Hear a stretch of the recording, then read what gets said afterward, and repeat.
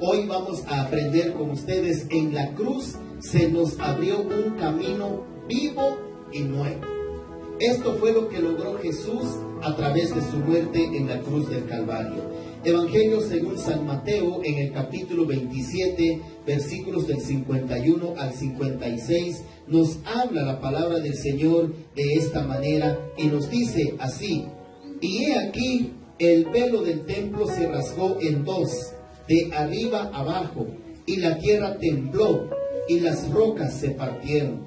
Y se abrieron los sepulcros, y muchos cuerpos santos de aquellos que habían dormido se levantaron. Y saliendo de los sepulcros después de la resurrección de él, vinieron a la santa ciudad y aparecieron a muchos. La palabra del Señor, mis amados hermanos, nos enseña más y más de los triunfos en la cruz. En la cruz entonces se nos abrió un camino vivo y a la vez es un camino nuevo. Para que ese camino vivo y nuevo se abriera, tuvo que pasar varias cosas. Entre ellas, el velo del templo se rasgó. El templo, el famoso templo de Salomón, que así se llama, ubicado en Jerusalén cuando aún no había sido destruido, el templo estaba dividido en dos partes, el lugar santo y el lugar santísimo. Y por lo tanto, el velo de ese templo dividía esas dos partes dentro de sí. Y por lo tanto, mis queridos hermanos, cuando Cristo murió en la cruz, se nos abrió un camino que es vivo y a la vez es un camino nuevo. Debido a que el velo del templo, mis amados hermanos, hacía la división entre un lugar y otro. Pero vamos a ver detalle por detalle de la palabra del Señor aquí en el Evangelio de Mateo capítulo 27. Especialmente el verso 51, mis hermanos, y nos dice de esta manera: y he aquí, el velo del templo se rasgó en dos, de arriba abajo. Para que ese camino se abriera, tuvo que pasar varias cosas. El primero que pasó es que el velo del templo se rasgó. Y se rasgó en dos. Es lo que nos dice la palabra del Señor. Escuchen esto, queridos amigos y hermanos. Se cree que era poco más de 18 metros el tamaño de la cortina. Así que pongamos en nuestra mente la medida de la cortina del templo que dividía entre el lugar santo y el lugar santísimo, y que más adelantito les voy a explicar en qué consistía esa división dentro del templo. Así que era más o menos o poco más de 18 metros de altura, o sea que es igual a 60 pies de alto desde el techo hasta el piso, según la información que nos da un historiador que se llamó Josefo desde aquella antigüedad. También se cree que el velo del templo era de 4 pulgadas de grueso. ¿Han visto ustedes una tela de 4 pulgadas de grueso? Y esta historia, mis amados hermanos, que el velo, lamentablemente no tengo en este momento la información del peso, es decir, el pesor que tenía ese velo del templo. Imagínense, como más de 18 metros de ese velo y a la vez 4 pulgadas de grosor. Eso significa que tenía bastante peso esta tela o este velo, mis queridos hermanos. Ese velo era tan fuerte que 4 yugos de bueyes no podían separar. Imagínense, hermanos, 4 bueyes que no podían separar esa tela. Y eso significa que tan siquiera 2 hombres o 5 hombres no podían separar ese velo del templo.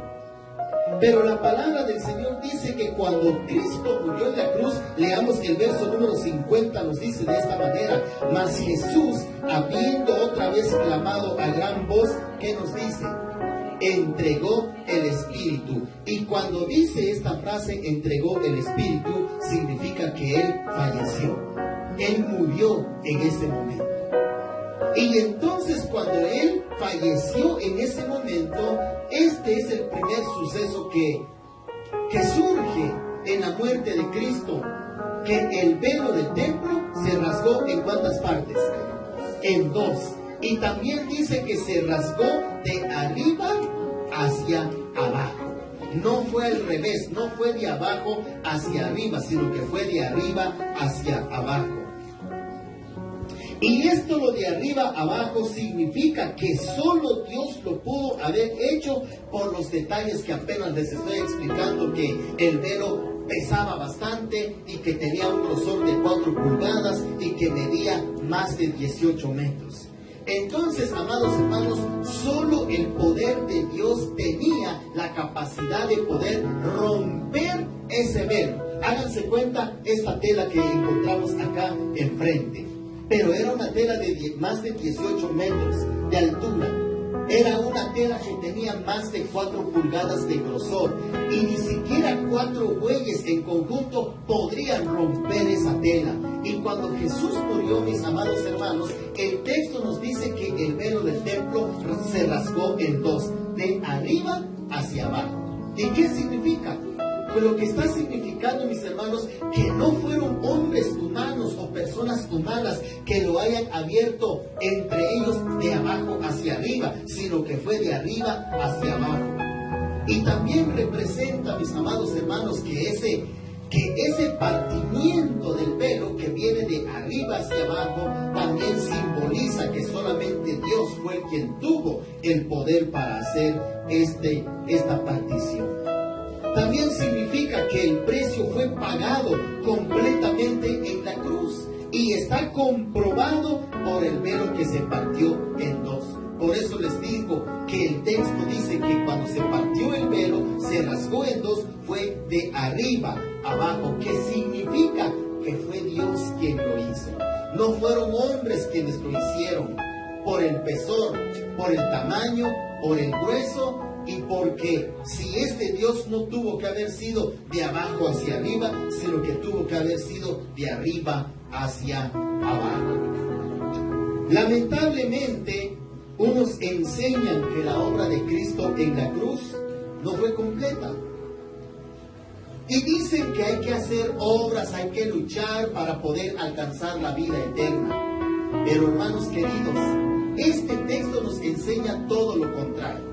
Este versículo nos enseña que Dios rasgó el velo del templo en dos. Este velo, como les decía, mis amados hermanos, dividía entre el lugar santo y el lugar santísimo. Ahora, ¿qué es el lugar santo? Pongan atención, hermanos. En el templo de esa ocasión, desde la antigüedad, desde ahí, la parte del Antiguo Testamento, el templo se dividía en dos. La parte más grande se le llamaba lugar santo y la parte más pequeña se le llamaba el lugar santísimo. En el lugar santo entraban todo el pueblo de Israel. Primero, para que el israelita entrara a ese lugar santo dentro del templo, tenía que sacrificar un cordero para perdón de sus pecados. Después tenía que pasar a una fuente para lavar sus manos y así poder entrar en el lugar santo para adorar a Dios.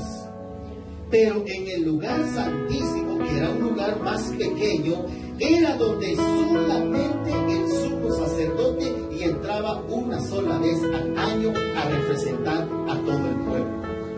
¿Qué pasaba si uno de cualquier israelita que no fuera sacerdote y entraba al lugar santísimo? La Biblia dice que él moría inmediatamente. ¿Por qué? Porque en ese lugar santísimo moraba la presencia de Dios.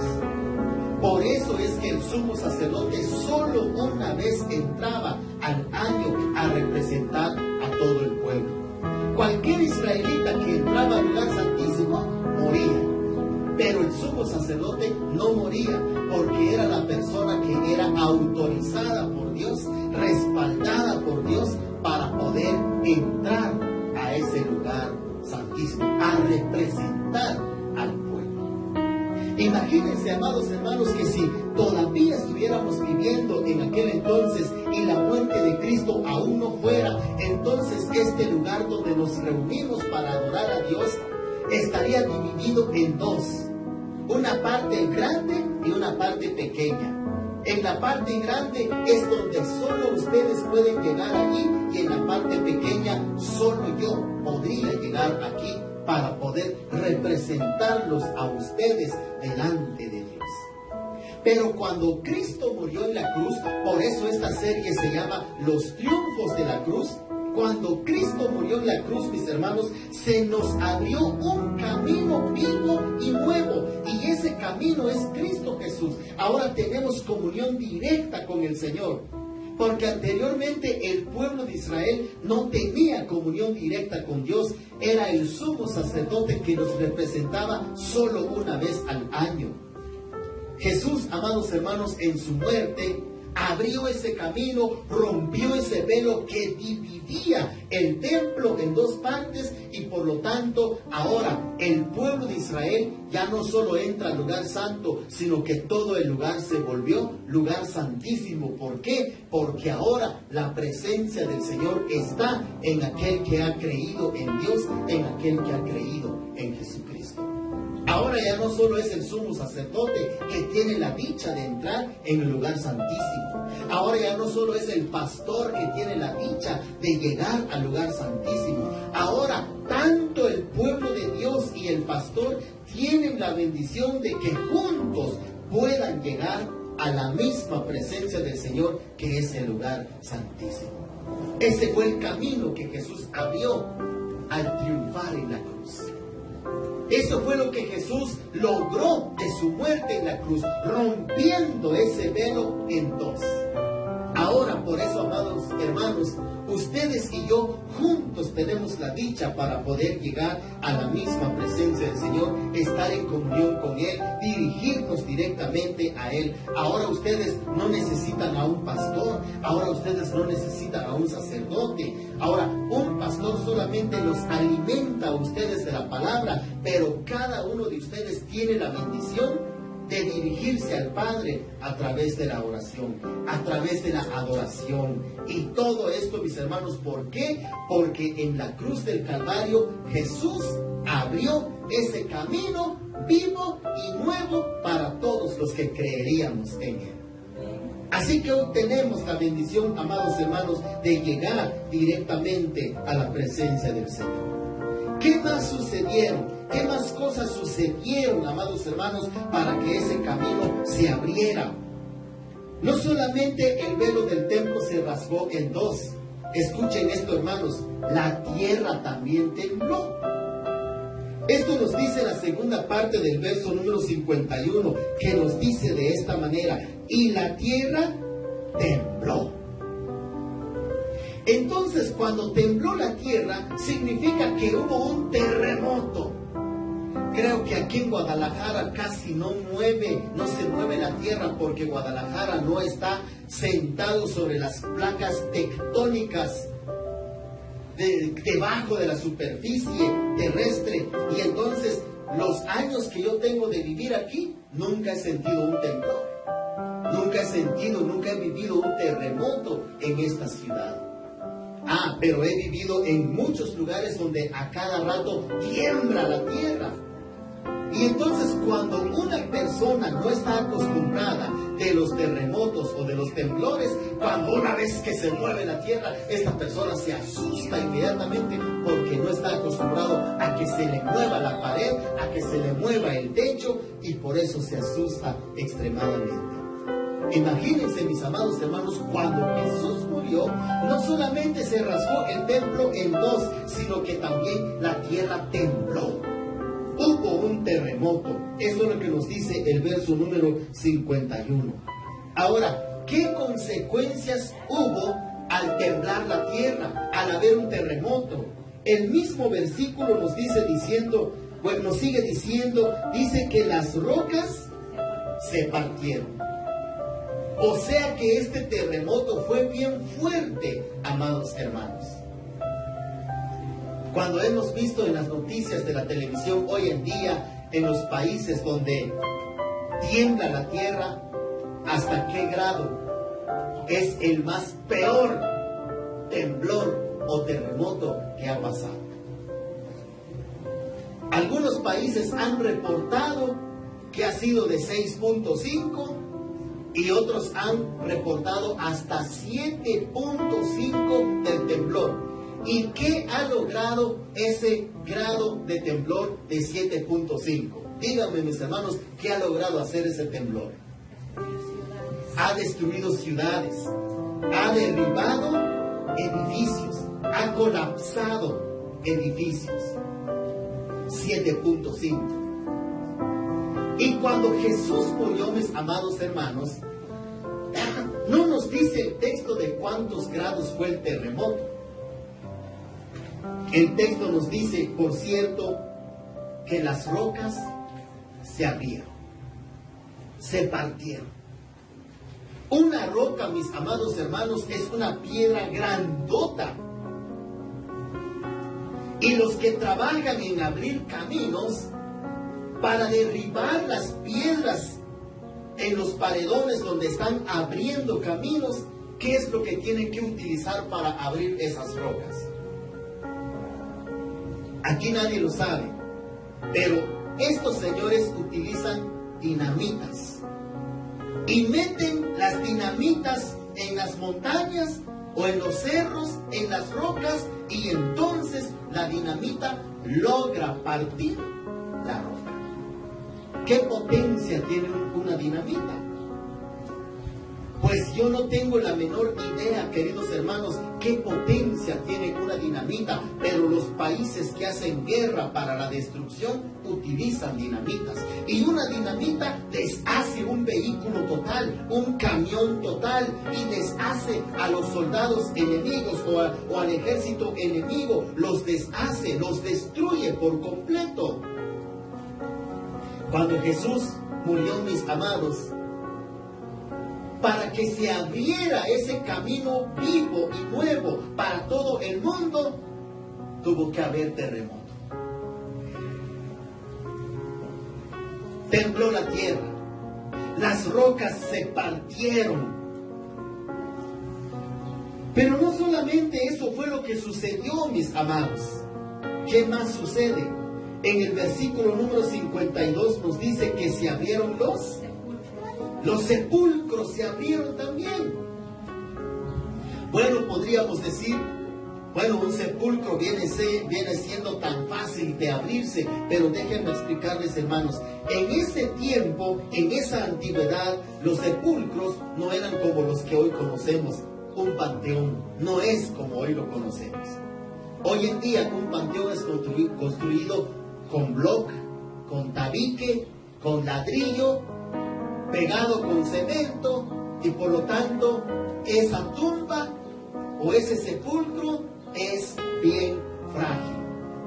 Pero en la época de Jesús no se utilizaban esas tumbas como las que hoy se utilizan. En la época de Jesús se utilizaban rocas, se perforaban rocas, y dice el texto número 52 que cuando Jesús murió, para que se abrieran el camino, o por abrirse el camino nuevo para nosotros los humanos, amados hermanos, se rasgó el velo del templo en dos, se abrieron las rocas y también se abrieron los sepulcros.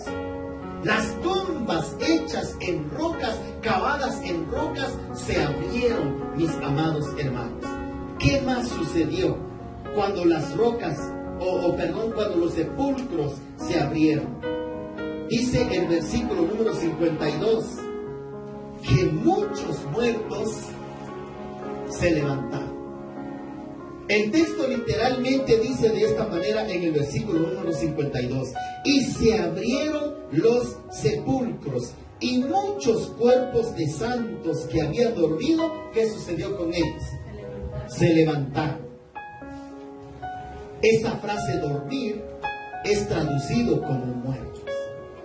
O sea, muchas almas, y noten, amados hermanos, que el texto dice que eran cuerpos de los santos, pero no de personas que se llamaron santo en su vida, sino que fueron personas que siguieron a Dios, obedecieron a Dios y ellos fallecieron siendo santos delante de Dios. Y dice que muchas de estas almas, cuando Jesús murió, sus tumbas fueron abiertas y a la vez ellos también se levantaron.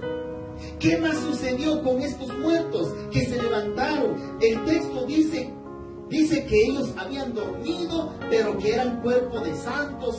Y a la vez dice que el alma y el espíritu solamente descansan en el Señor o van a su destino con Cristo, ya sea a la presencia del Señor o a la perdición. El alma del que cree en Cristo al morir va a la presencia de Cristo, ya que eso dijo el apóstol Pablo en Filipenses 1:23, y él dijo: para mí es mucho mejor partir a la presencia de Dios, dijo el apóstol Pablo en Filipenses 1:23. Pero ¿qué sucede con los muertos, mis amados hermanos? Dice que esos muertos salieron de los sepulcros. Ahora, imagínense, hermanos, que un muerto salga de su sepulcro. ¿Qué tal si hoy fuéramos a un cementerio, lo que en México normalmente se le llama panteón? En otros países oficialmente se llama cementerio.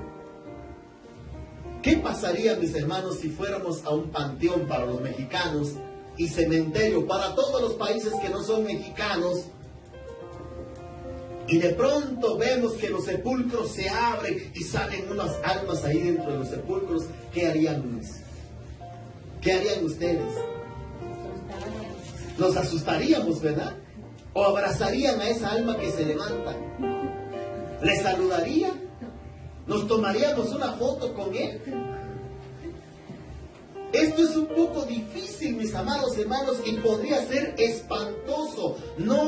No cabe duda, mis amados hermanos, de que sería un asunto pánico. Gritaríamos, huiríamos y a la vez informaríamos a las autoridades: miren, los muertos se están levantando, salieron de sus tumbas. No cabe duda, mis amados hermanos, las cámaras de televisión llegarían ahí cerca y los drones que vuelan al aire llegarían inmediatamente para filmar de cómo los muertos están saliéndose de sus sepulcros en ese momento. Pero, amados hermanos, cuando Cristo murió, cuando Él abrió ese camino para la humanidad, para la eternidad con Cristo, sucedieron estas cosas.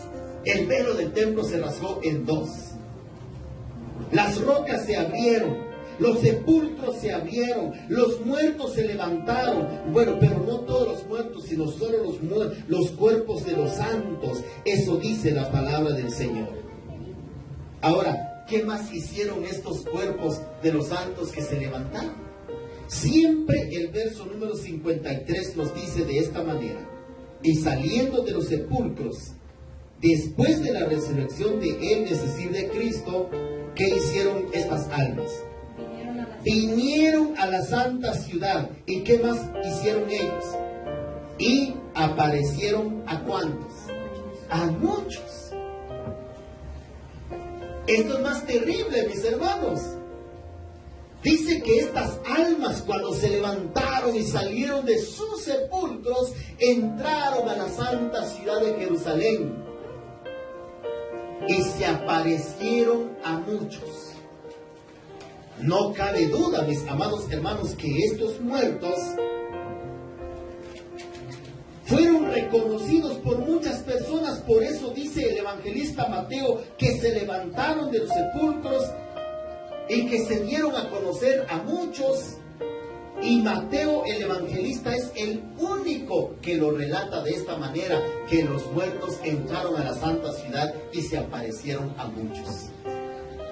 ¿Qué pudiéramos decir, hermanos? Sabemos que una persona estuvo muerta, fue sepultada esta persona y después la vemos encontrar en la calle. ¿Acaso no nos asustaríamos?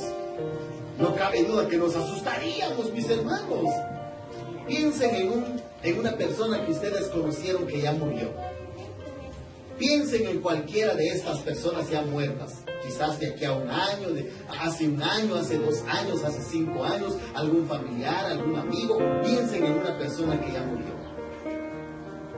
Y ahora, pensando a esta persona que ya murió, ¿qué sucede, mis hermanos, si ahora lo vemos en la calle y lo saludamos? ¿Nos vamos a asustar? Si es familia, Tal vez no si fuera familia, ¿verdad? Pero sabemos que estuvo muerto. Estuvimos en su velorio. Pero también sabemos a través de la palabra que se pudo leer. Pero en ese momento nadie sabía que era a través de la palabra. Allí se asustó la gente. Y en ese momento decía, Dios mío, ¿qué está sucediendo? Este ya había muerto hace 1 año y ahora lo estamos viendo. Ya falleció hace 2 años y ahora lo estamos viendo. ¿Qué sucede? Amados hermanos, en la muerte de Cristo Jesús, esto fue lo que pasó. Cuando Jesús, dice el texto, que resucitó, estos muertos vivos, ya levantados de sus sepulcros, entraron a la santa ciudad y se aparecieron a muchos. ¿Qué diría Rosy si se encontrara a una persona que hace tiempo que ella sabía que ya falleció y ahora le viene a saludar? Rosy, qué gusto verte. ¿Qué harías, Daniela? Sabes que un familiar que tú misma estuviste en su velorio hace años que se murió y ahora se levanta y te dice, sobrina. Hermanos, esto es algo que nos deja en qué pensar. Pero cuando Jesús murió y resucitó, esto fue lo que pasó.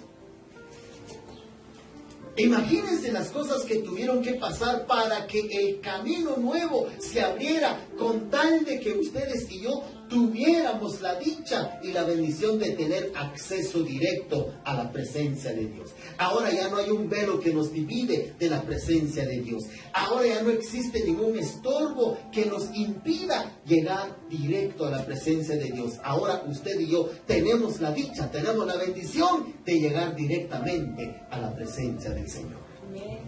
A través de nuestras oraciones, a través de la adoración. No nos dice cuántos muertos eran, solo dice que eran muchos. Tampoco nos dice quiénes eran esos muertos, solo dice que habían dormido, pero lo más probable es que eran los santos del Antiguo Testamento. No nos dice a quiénes se les aparecieron, pero lo cierto es que el texto dice que se les aparecieron a muchos. Y no cabe duda que fueron reconocidos por muchos. Por eso dice el evangelista Mateo que se levantaron y entraron a la santa ciudad y se aparecieron a muchos.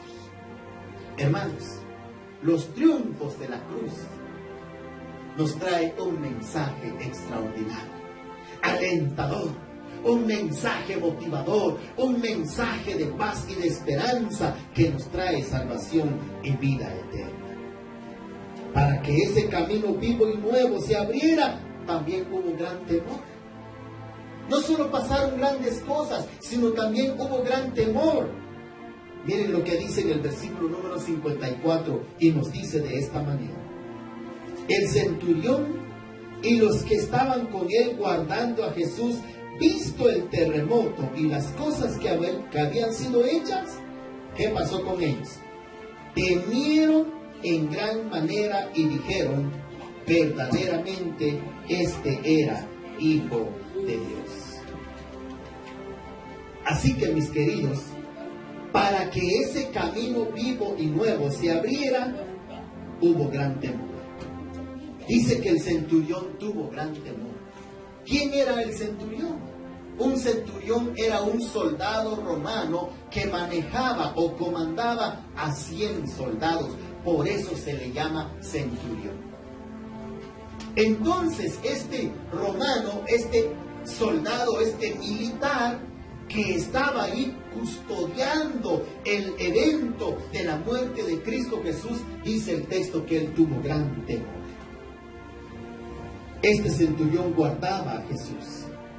Y a la vez, mis amados hermanos, fue el primer gentil que dio este testimonio de fe. ¿Por qué? Porque él dijo, verdaderamente, este es el Hijo de Dios. El primero quien dio testimonio de la verdad del Hijo de Dios. El primer gentil.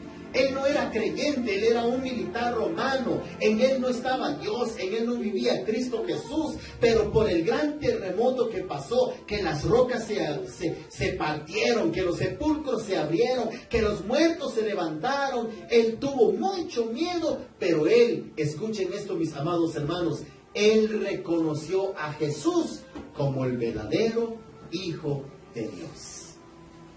El primero quien testificó esto. No cabe duda que creyó en el Señor, porque lo afirma en la última parte de este verso cuando dijo, verdaderamente este es el Hijo de Dios. Los guardias también tuvieron temor, eso dice el verso 54. Los guardias guardaban a Jesús, pero ellos también tuvieron gran temor.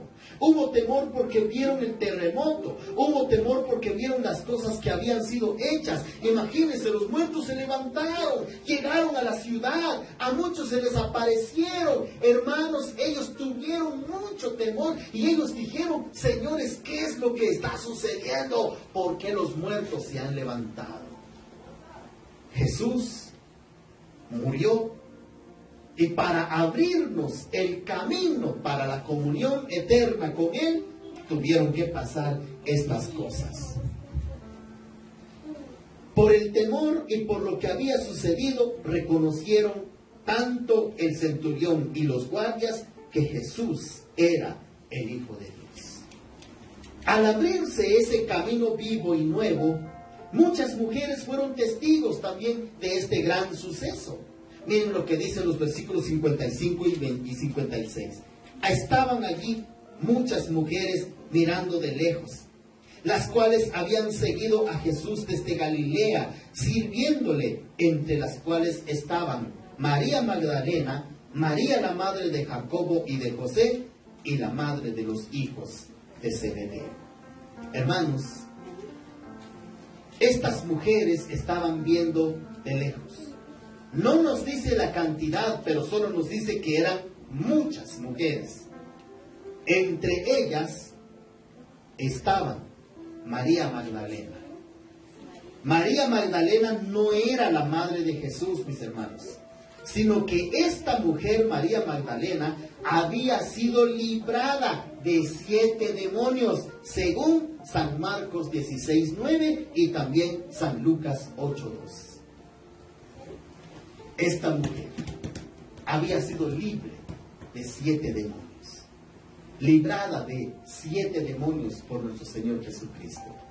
Ella estaba siguiendo a Jesús. Dice la palabra que eran mujeres que seguían a Jesús, y eso significa que eran discípulas de Jesús, seguidoras de Jesús. Y no solamente eran sus seguidores, sino que el texto también dice que le servían. ¿De qué manera le servían? Le adoraban. También en el servicio tiene mucho que ver en que le daban de beber, le daban de comer. Estas mujeres eran mujeres extraordinarias. Entre ellas estaba María Magdalena, la que fue librada de 7 demonios. También estaba María, la madre de Jacobo, o sea, Santiago a la vez, y de José. También estaba la madre de los hijos de Zebedeo. Esa mujer fue la mujer que había solicitado a Jesús el trono de sus hijos. En una ocasión se acercó a Jesús y le dijo: Jesús, yo quiero que en tu reino mis hijos estén a tu lado, uno a la izquierda y otro a la derecha. Miren qué gran petición de esta mujer. Pero Jesús le dijo: no, mujer, esto no te pertenece a ti, solo a mi Padre Celestial te pertenece. Pero aún así fue una mujer que sirvió a Jesús, siguió a Jesús, y aún en su muerte ella y otras mujeres estaban de lejos viendo el sacrificio de Jesús y presenciando todo lo que estaba sucediendo, el terremoto, los muertos levantados. Ellas eran testigos también de todo este suceso. Nota importante, hermanos queridos, los discípulos, quienes eran Pedro, Juan, Mateo, ni siquiera aparecen en esta escena. La pregunta es: ¿dónde están? ¿Qué pasó con ellos? Los discípulos en ese momento, mis hermanos, estaban escondidos, estaban asustados. El apóstol Pedro le había dicho a Jesús antes de su muerte: aunque todos se escandalicen, yo no. Señor, si es posible, yo iré a la cruz. Pero a la mera hora de la verdad, el apóstol Pedro le negó a Jesús 3 veces. Negó a Jesús 3 veces. Y siguió a Jesús también de lejos, a escondidas. Los discípulos, mis hermanos, no estaban allí. Solo las mujeres fieles estaban, aunque de lejos, pero allí estaban las mujeres, los meros seguidores de Jesús, los verdaderos alumnos de Jesús. Ninguno estaba por ahí. Qué triste noticia. Hermanos, los triunfos de la cruz.